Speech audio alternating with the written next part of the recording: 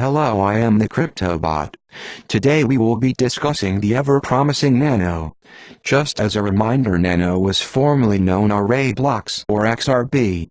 Nano is the only coin in the top 30 by market cap to have gained significantly on a day when most cryptocurrencies have fallen by high single digits.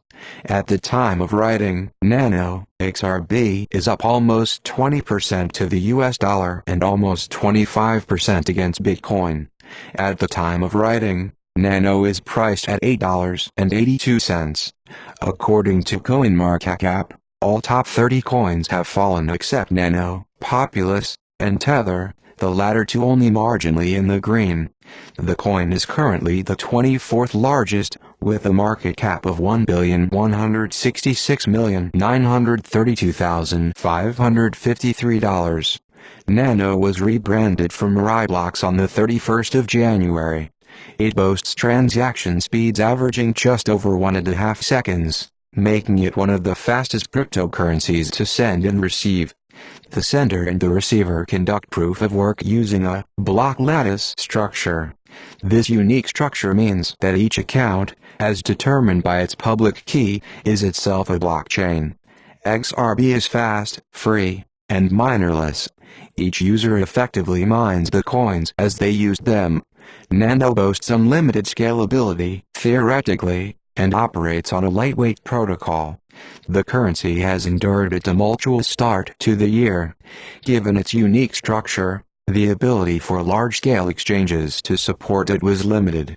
While now listed on KuCoin and Binance, some 30% of Nano volume was exchanged on Italian-based BitGrail.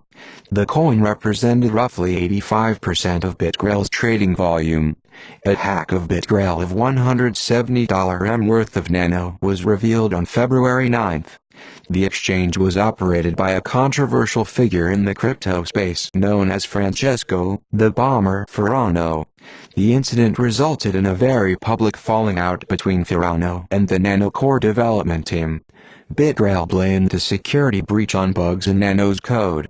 Ferrano suggested a fork to recover the funds. The Nano team refused to fork the protocol, accusing BitGrail of being at fault. On a Medium post dated 10 February, they also argued that BitGrail had been insolvent for a number of months, with suspicious transactions occurring as far back as October last year.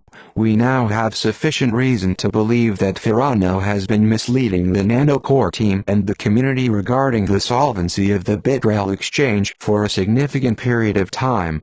Nano's price plummeted at the news of BitGrail's insolvency and the loss of Nano coins, but has since bounced back amid a wider midweek slump.